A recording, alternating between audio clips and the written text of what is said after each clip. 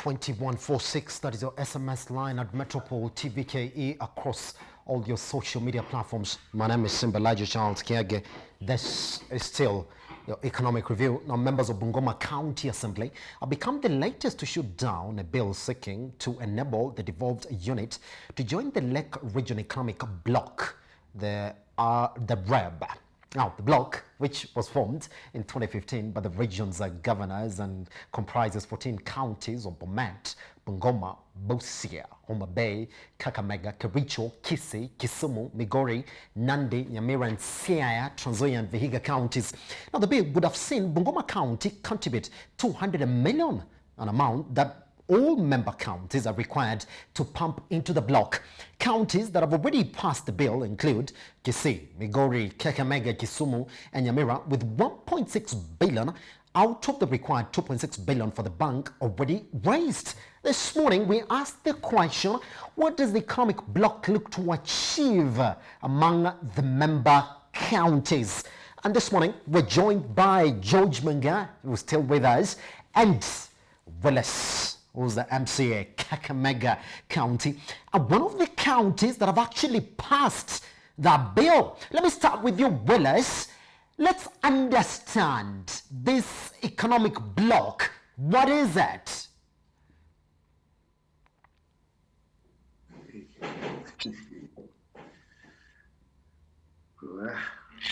Willis, can you get me this morning? I haven't. I'm not getting the question. Yes. A lot of echo from your side. Oh, it's a lot of echo from my side, but can I briefly ask, what is this economic bloc?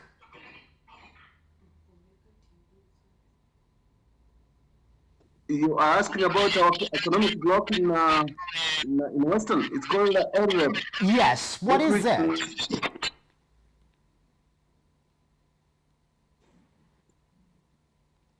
It's called Lake Region Economic Bloc. Yes. LREB. Yes, Willis. The question is, what is really tending to achieve?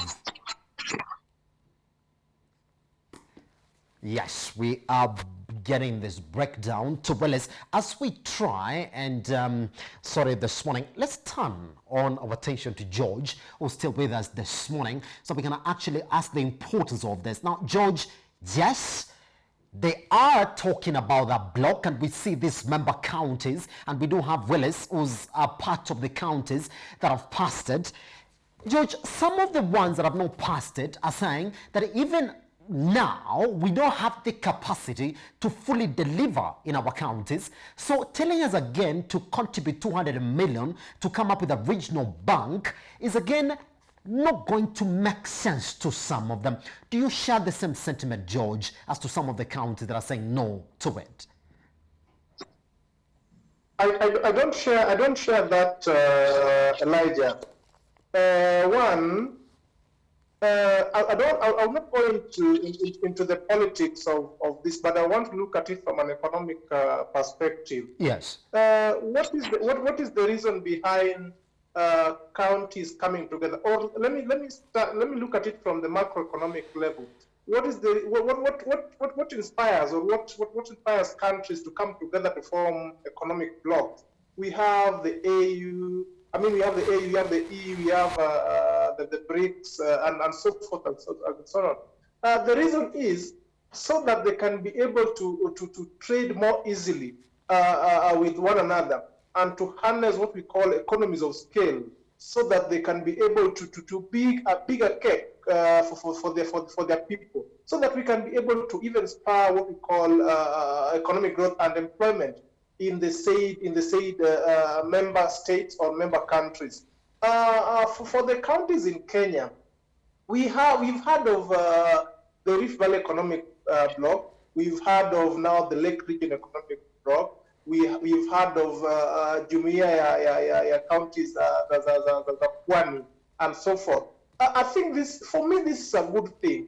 The timing of some of this economic coming into place might be a challenge for one reason or another. But the essence of them coming together to form an economic bloc in itself is a good thing. Let me come to the Lake Region Economic Bloc. I think it was supposed to be for 14 countries. What that was supposed to achieve is to be able to spur faster economic growth within that block. Elijah, there are some projects that as a county alone you cannot do as a single country. But when you put together with several other countries, then you can be able to put it together. An example is the regional bank that was muted by the Lake Region Economic Bloc. As a single county, you remember Meru had tried this, I think sometimes in 2018, and we've not seen much of it apart from the time it was launched. So when several countries come together, even if they were just to contribute, say, 100 million or 50 million, if you pull the 14 countries together, you're almost approaching $1 billion, and that is enough enough capital to start a bank, so to speak. So I think it is a good thing, and I don't know the reasons why Bungoma County decided to shoot this down. But if I was sitting at the steering committee in this regional economic bloc, then I would really try to persuade the targeted countries counties to sign in. There's a challenge of managing the secretariat Yes. of some of these economic blocks. I think that is a bridge that should be crossed when you get there. But the thinking in itself, I think, is a good idea, Elijah. Yes, I'm going to try again to bring in Willis into this conversation again. Willis, can you confirm you can get me now, sir? Yeah, I can actually get you. Fantastic, Willis. Yes, your neighboring county, Bungoma, has shut down this bill, but your county passed it. Willis, what do you expect to benefit from being part of this block? What are some of the reasons as to why you guys passed it very fast on that? Yeah, just as George has said, the regional blocks have enormous benefits to the member counties. Like for the Lake region, Yes. they had definite projects while they came into existence in 2015. Yes. And some of the benefits, some of the projects they wanted actually, the Lake region wanted to do was, like George said, the formation of a regional bank to assist traders across or inter-county across the block. Then the second one was the blue economy. They were actually supposed to revive the maritime transport in the region. And as you know, the blue economy is the way to go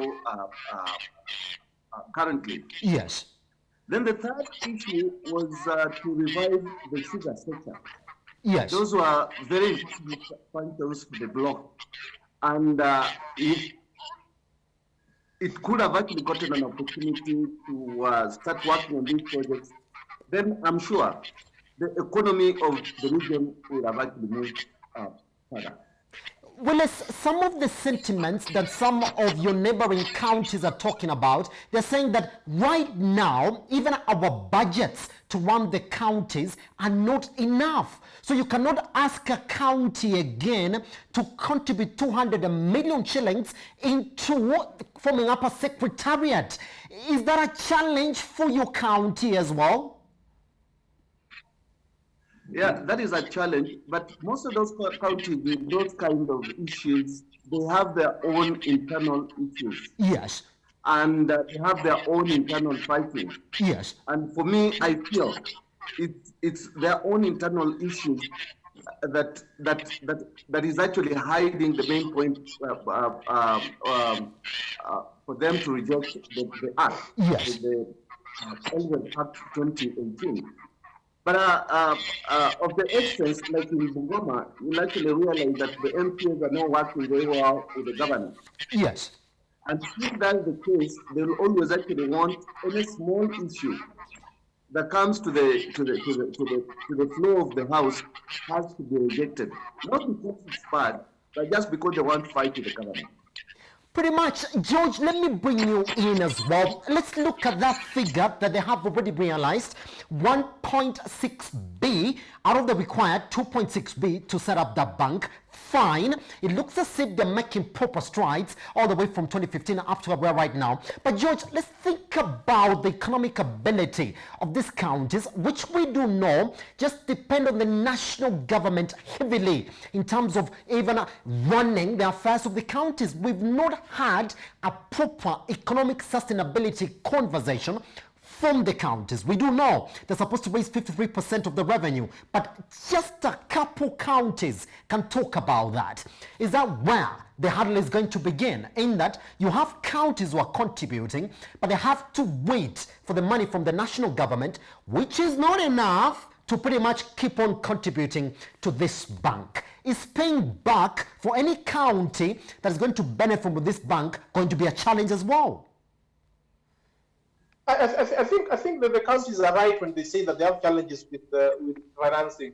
Remember, between last year and to date, funds from the national government have just been trickling. The funds have not been channeled as they're supposed to be done within the budget cycles. So that is a genuine reason if you're to be put across by the countries. But remember, this economic bloc was mooted in 2015. And to date, I think that is almost 5 years, Elijah. So you cannot convince me that a county cannot raise 200 million between 2015 and to date. In fact, if they were just to say, give us 2 more years, we'll pass this bill, but give us 2 more years to raise this amount, then I think that is understandable, other than just shooting down the bill altogether. And I want to pick from where what Willis was saying. There are activities that you are better off doing as a bigger economic bloc, other than doing it as an individual county. Yes. If you pick the sugar subsector, for example, it cuts across almost 10 out of the 14 counties that are listed in the Lake Region Economic Bloc. So if you are to approach that economic sector as a bloc, then you are likely to achieve better results than when you do it as a single county, so to speak. Yes. The blue economy also cuts across, I think, almost 10 or so counties across this block. So if you had a common strategy as a block, then you're likely to succeed better than when you approach it as a single entity or a single county.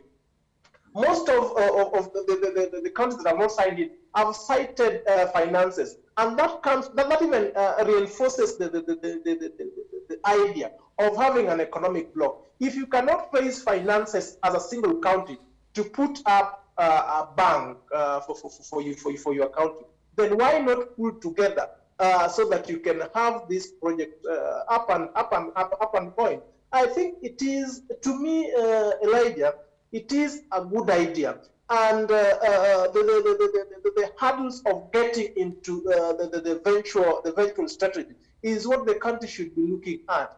But the idea should be embraced by the targeted member counties. I think if you look at the finances that are coming to central government, it has been a push and pull. But at the end of the day, these finances get to the counties, maybe albeit sometimes late, but they eventually get into this country. So if a county has a good planning department, then they should be able to know that our finances might not come at the correct time, but they'll eventually come. So we need to plan so that we can cover the lags or the time leads between the time we project our budget and the time we receive our funds. So it's a matter of planning and knowing what is good for your county, and then thinking even ahead.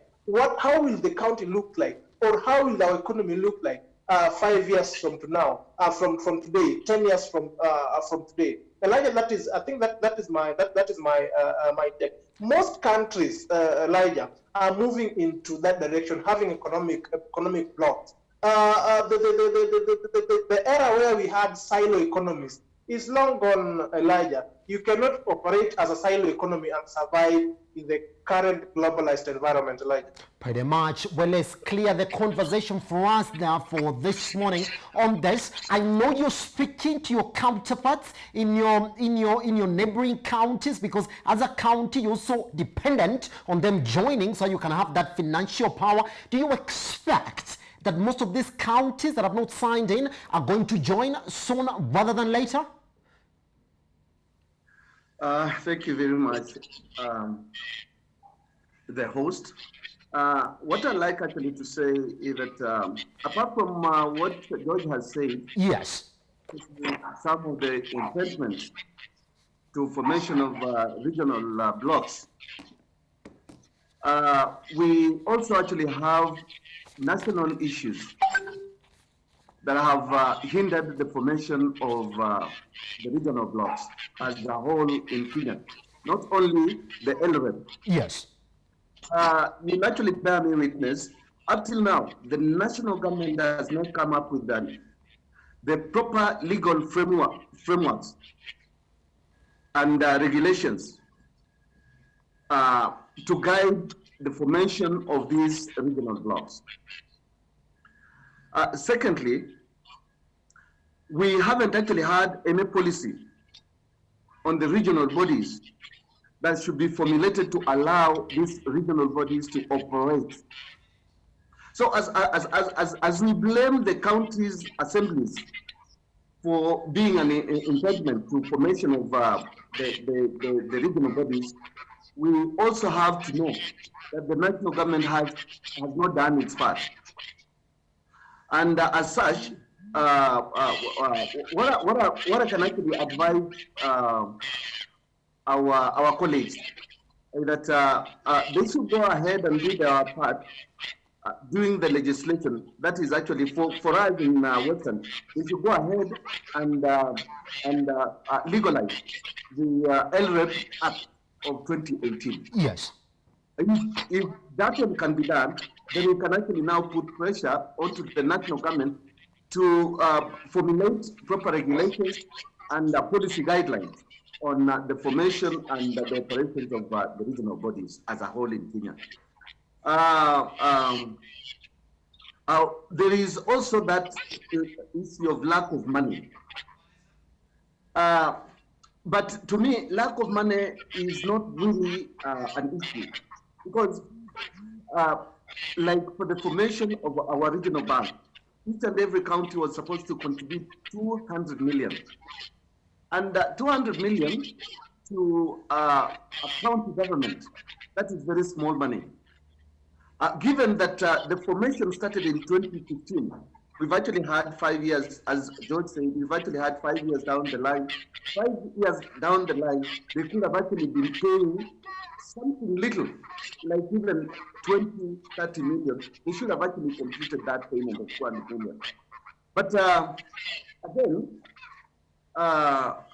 we have inter-county competition influence, where counties compete among themselves over things like issues like where is the headquarters, the secretariat going to sit. And those small things delay the operations of the regional bodies. We also actually have we don't have enough human resource to run this secretariat. And those are issues that you cannot actually wholly say that a legislation has not been passed. We also have to look into these small issues, and that are some of the issues that are impediment to formation of our regional bodies. Yes. What I can. Yes, well, thank you very much for taking time out of your busy schedule to speak to Metropole TV this morning. George, thank you very much for making time also to speak to us this morning. You've been quite invaluable, and that's exactly what we have for you this morning. This is Beshnaza Amma.